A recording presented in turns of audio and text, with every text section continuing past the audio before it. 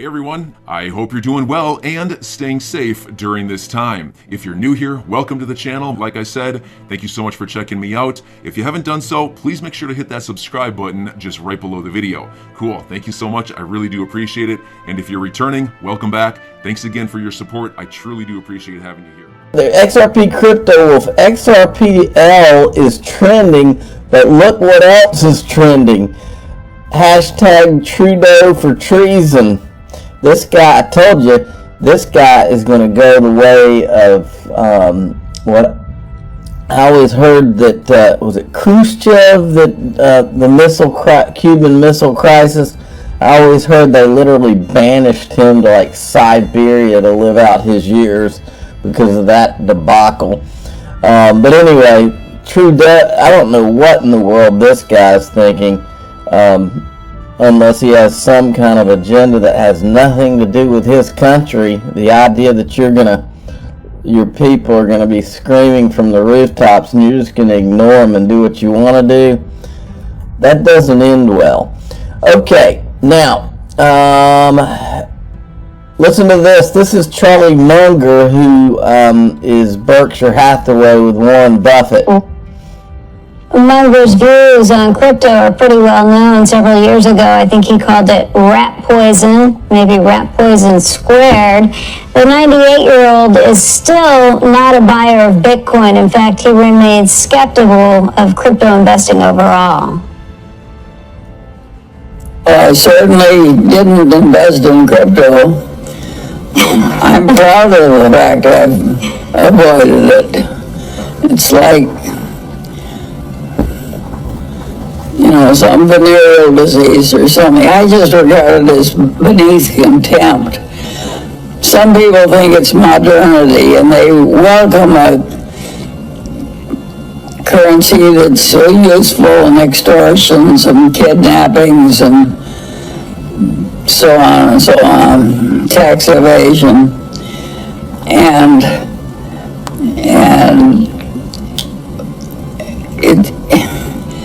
of course the envy, everybody has to create his own new currency. And I think that's crazy too, so I'm not having any, I wish it had been banned immediately. And I admire the Chinese for banning it. I think they were right and we've been wrong to allow them. Now listen, folks. I'm going to have a different take than anything you're going to hear anywhere else. Now, because this is the difference between, in my opinion, this is the difference between people in the XRP community and the rest of crypto. They tell you Bitcoin's the greatest thing since sliced bread. We tell you what's good about Bitcoin and we tell you what's bad about Bitcoin and all the other things. I'll say it again. No utility, no real value, okay? It's only perceived value by, whatever marketing machine is propping it up and pushing it if there's no real utility. What he's saying, here's where Charlie Munger's wrong. What he's saying is he's towing that same line, this is all used by money for money laundering and all, and that shows he doesn't understand cryptocurrencies. Cryptocurrencies are more trackable than the cash in his pocket. I believe they were intentionally designed that way by the governments that created them. And I do mean governments, okay? They were designed, they spent years towing that line he just said about, it's for money laundering. And they knew that it was trackable and they were watching. Folks, write it down. That's the way this went down. Now, here's where, and you need to understand this. I'm going to talk from a little experience here. During the dot-com bubble, okay, because these guys aren't stupid. They may be older. Charlie Munger may be older, but they're not stupid. Remember that. Now, back during the dot-com boom, they were saying, this is a new business model. This is, these dot-coms have .com on the other end, on the end of their name, and for that reason they can go into massive amounts of debt, and it doesn't matter if they're not making any money now. 10, 15 years down the road, they're going to make money and da-da-da-da-da. Well, at the time, I remember a speech. Maybe it was after the fact that he made the speech, but I remember Warren Buffett saying, I don't invest in that stuff. And everybody made fun of him the same way that they're making fun of this guy now. Everybody made fun of him, and they said, he's old, he's past his time and all that. They said, he doesn't know what he's talking about. And what he did, I remember a speech when he said, listen, when cars were first invented, he said you had thousands of car companies. And he said, now what do you have? You have Ford, Chevy, GMC. You have just a handful. This, folks, listen to my words. This story ends the same way. These guys will have redemption in a way. Not necessarily about Bitcoin. I'm not saying that. What I'm saying is these guys will be redeemed because they'll be right. Even Brad Garlinghouse himself has said that with digital assets, you're gonna 99% of them are gonna go away because that don't have utility. I believe that it's always been the plan that the government is going to decide which ones of these survive and go through the door. And that's only going to be somewhere in the 5 to 20 range. And the rest of them will either be made illegal or they will be somehow destroyed through regulation or something. That's the way this story is going to go down, because they're not going to let, that's one thing he said that's accurate. Everybody's trying to create their own currencies. Yeah, at some point they're going to cut off the spigot on this, okay? And so your job and my job is to decide which ones are the chosen ones from the government. And that's what I've tried to spend my time doing on this channel. So that's my take on what he just said. But mark my words, these guys, he may be 90 years old or whatever he is, but he's not dumb, and don't count those people out, because not only is he not dumb, but those are the people. Remember, Warren Buffett was on the phone during the financial crisis. He's getting a phone call from Hank Paulson, who was the then, the Treasury Secretary. Warren Buffett gave a bailout to freaking Goldman Sachs, okay? So don't think for a minute that these guys don't know what's coming down the road and aren't on the phone with these guys and know. That Gary Gensler, these guys own the Gary Genslers of the world.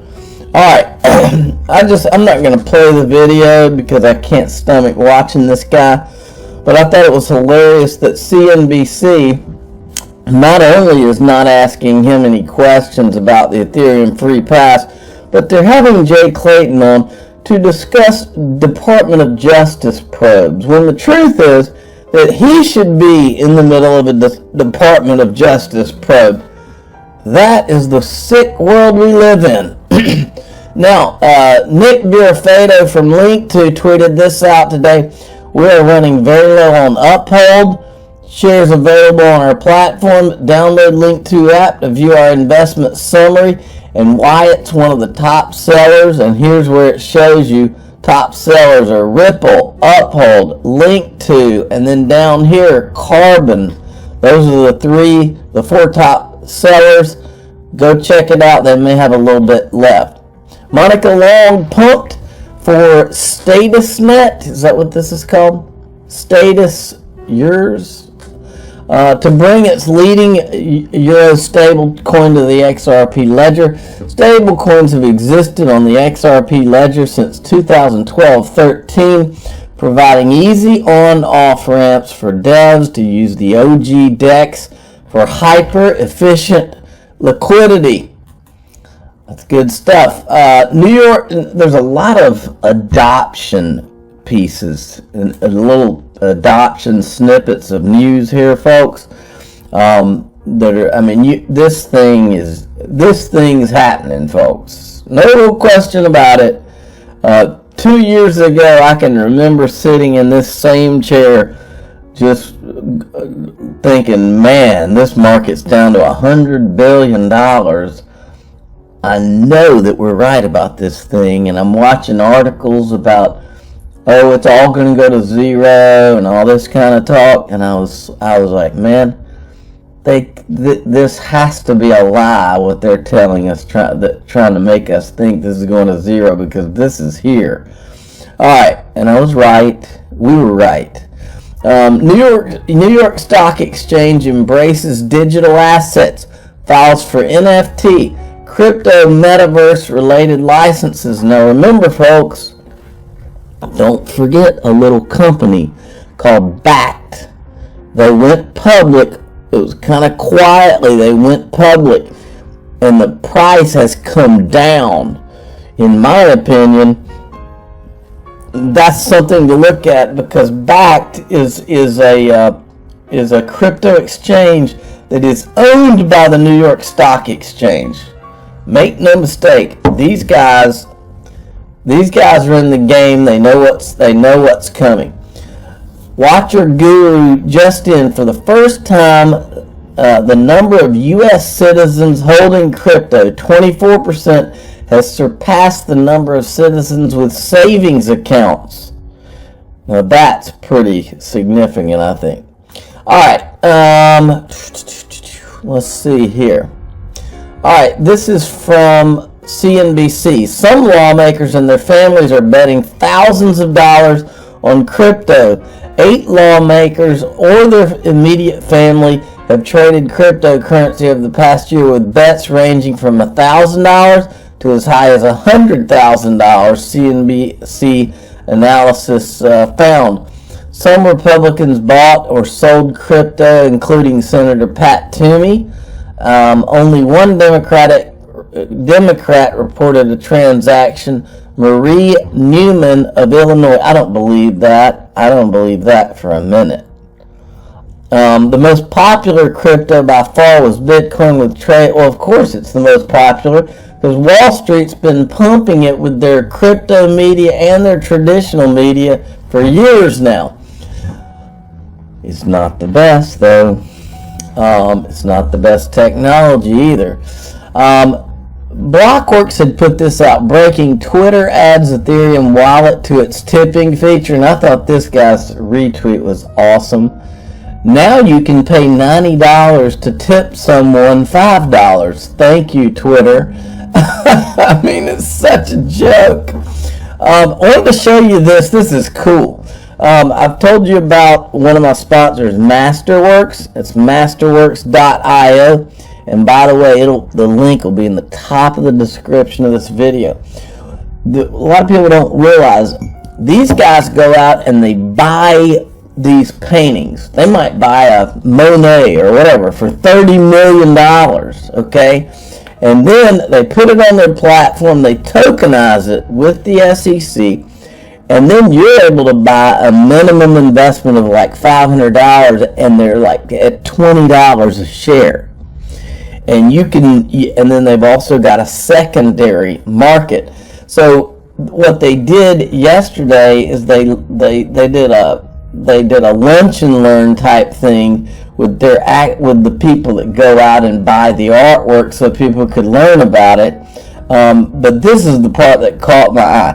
Thanks to our acquisitions team, Masterworks is the largest buyer of post-war and contemporary art in the art market, and plans to acquire up to $1 billion in artwork this year. This is a huge thing, but more important, it's a huge opportunity for investors like you and me who may not have been in the wealthy class and been able to buy artwork. Artwork is one of the best assets that you can buy as a hedge against everything else. You know, artwork doesn't follow the S&P 500 the way some things do. But this opens up a new avenue, and especially once you're wealthy, then you go in preservation of wealth mode, and one of the key methods of preserving is to put it in things like artwork. So I've already bought one painting. I'm going to be buying another 2 in the next week or so, and it's cool because you can spread it out, 500 here, 500 there, or 10,000 here, 10,000 there, however you want to do it. Check out the link in the description of this video. Now we're going to get into the interesting stuff here, folks. Watch this. Michael at VAL5 link. SEC versus Ripple. Here's how 2012 memos can turn the tide in the Milestone crypto case. Alright, this is the article. So you understand what the memos are about, I want to read this part. One of the pillars of Ripple's defense is that it simply did not know that its XRP token could be categorized as a security.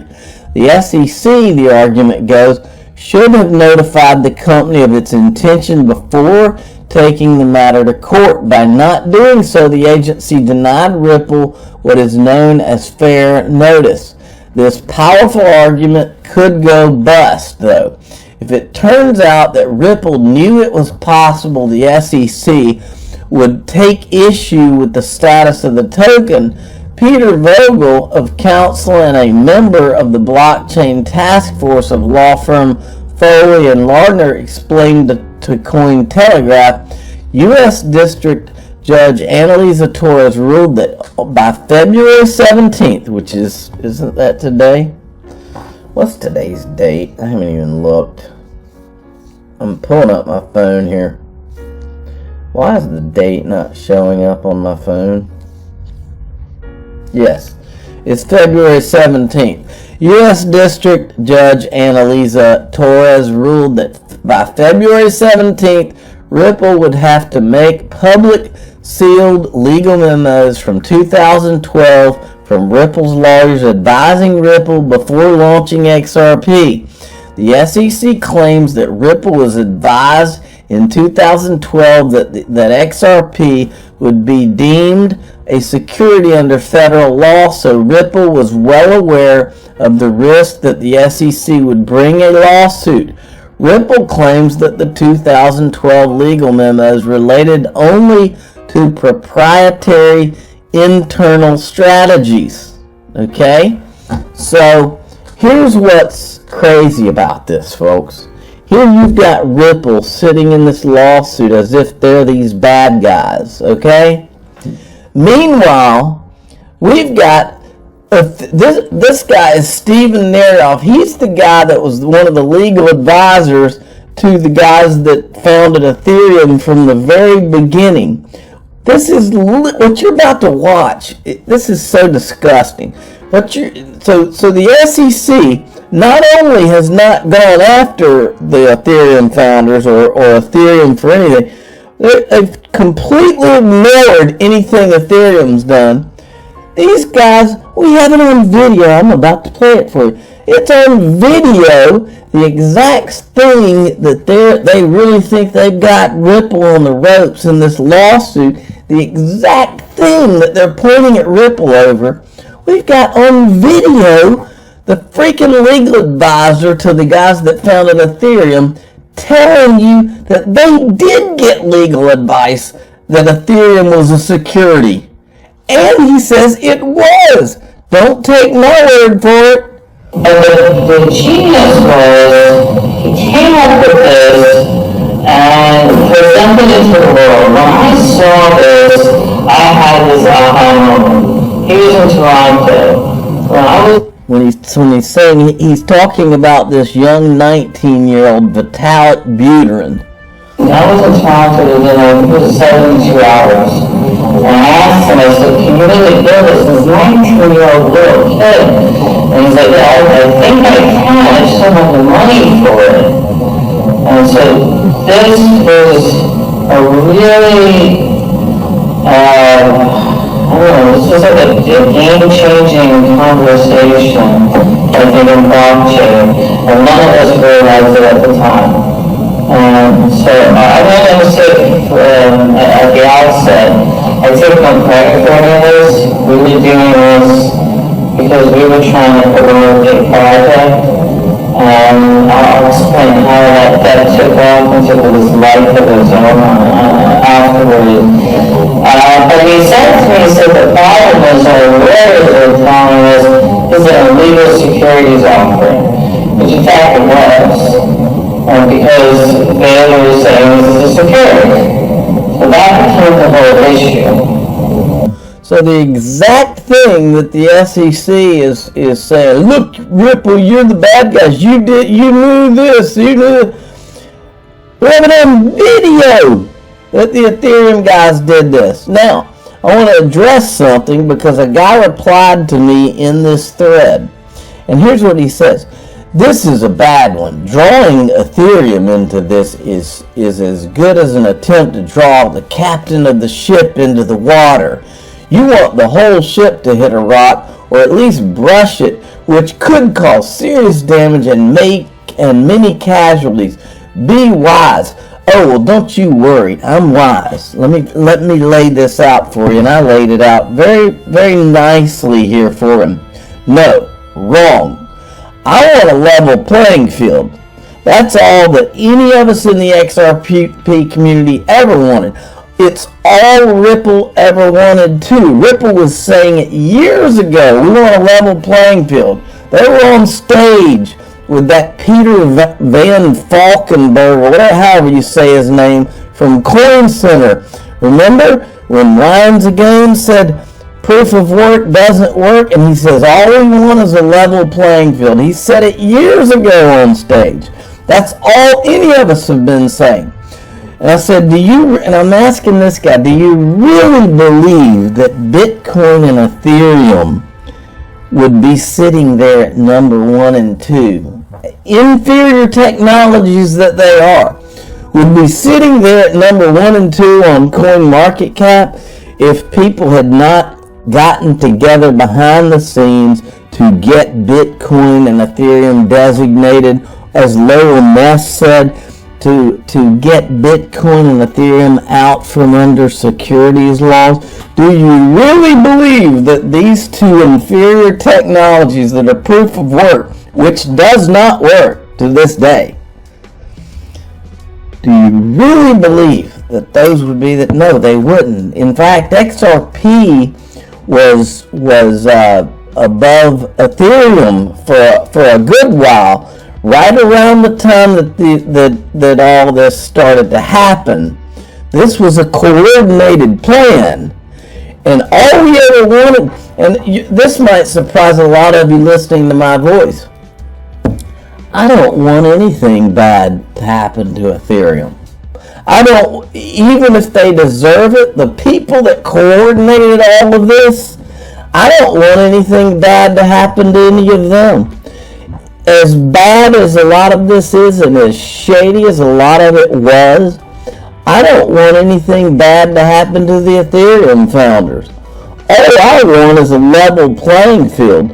I want the SEC to stop this farce of a lawsuit and let XRP compete on a level playing field with all these other digital assets. I want it all to go away. That's all we've ever wanted. Because I know what happens when they're actually on a level playing field. XRP and XLM fly to the front because they've always been the better technologies. They work, and that's the reason all this was done, folks, is because all the powers that be behind Bitcoin and Ethereum, they knew that they could not maintain those positions if this was not done. Write it down. But no, with all that we've uncovered, no, I do not want, because I think it's bad for the industry. I do not want anything bad to happen to Ethereum or Bitcoin. I don't want anything bad. I want the industry to go forward and provide a framework and some clarity for the whole market, and may the best digital asset win. That's all any of us ever wanted. It wasn't us that did the shady stuff behind the scenes to try to engineer this market. It was them. And even though a lot of them probably deserve it, I don't want any of them to get in legal trouble or otherwise. I want the industry to just go on. But we've been forced in a situation to show what a farce this is until it does go away. And until it does go away, we will continue to illustrate the absurdity and put right in everyone's face and shout from the rooftops what a shady bunch of people these people are, because that's exactly what they are. Now, one of the guys helping in this, and one of the, in my opinion, one of the guys that deserves more credit than just about anybody is TAIG. He did an entire thread. Those of you that are listening to my voice, I'm not going to go through the whole thread, but he did an entire thread that lays out for you the entire thing and how this Ethereum thing unfolded and everything, the smoking guns. Here's a smoking gun. It says, how many smoking guns do you need? I need to write smoking gun down because that is a thumbnail. I love that thumbnail. Smoking gun. Alright, so he's got the entire thread here that's the smoking gun of what was done, folks. Everything. He's got this, and look what I just said to you, how I don't want any of these people to be gone after or anything like that. That's true, even though I think that there are things that could be, I'm not saying they are, there could be some criminality here too, a lot of it. I don't even want that going after for the industry's sake, okay? I just wanted to make sure that was on record. So go look at TAIG's thread this morning, because any of you that have not seen the entire thing, you need to see it. Now, I also want to tie this in. John Deaton said he was retweeting. You remember how yesterday, a day or two ago, Charles Gasparino thought that maybe there was an Ether investigation going on? I think John Deaton is 1,000% right here. These guys, Gary Gensler and friends, need an out in this thing. John Deaton says, think about it for a minute. What's the absolute best play for the Ether Foundation, Vitalik, Lubin, etc.? Cut a deal. It would give Ether certainty moving forward. Gensler is receiving all this pressure related to the free pass. I won't be surprised to hear about a settlement. And then he says, what does a quick settlement also do? There's a thumbnail. Quick settlement. That's always good too. Let me write that down. Quick settlement. Now, keep in mind, he's talking about a settlement between Ethereum and the SEC, not Ripple, folks. What does a quick settlement also do? It prevents a lengthy investigation into the disguised whales who participated in the ICO. It also gives Gensler a public win. How quick would the Ether founders pay the $18 million that was claimed to have been raised? And see, this is why I think John Deaton's right.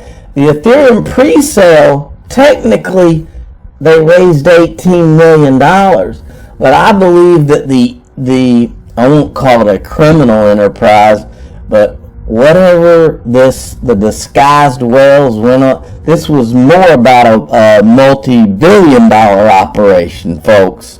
So if Gary Gensler was actually treating this the way he's treating it, going after Ripple, he wouldn't ask for $18 million. He'd go after billions, because he's got Joseph Lubin in a video talking about disguised whales. I don't, with that disguised whales video, I'm no lawyer, but I don't know how in the world you get out of that without some really bad things happening. But look, like I said, we were forced to have to show this stuff. None of us wanted to go down this road. We were forced. But even with the disguised whales video, again, I don't want anything bad to happen to these guys. All I want is for them to step away from the shenanigans that they did to engineer all of this. And I want the SEC to step back and do more what Hester Pierce is saying. Look, let's do a safe harbor. This market can't be built around something like this. She knows what's going on. Now, Attorney Jeremy predicts the outcome. He was did a video the other day, and this is the final. You don't have to read the whole article. It says the most probable resolution is a settlement, and that hasn't changed since the beginning, he was quoted as saying. I'm your guy. I will keep you posted. I'm your advocate. I'll be back on a daily basis, usually multiple times per day, with these videos to keep you updated with everything going on. So, I hope you enjoyed the video. If you haven't done so, make sure to hit that subscribe button. Feel free to share any of my videos with your friends, family, social media, or anybody who may care to listen. Thanks so much for your continued support. I'm always here for you. I want to help you through this time. So thank you so much for continuing to choose me. Enjoy your day, stay safe, and I'll catch you again probably in a couple hours. Thanks, everybody. See you later.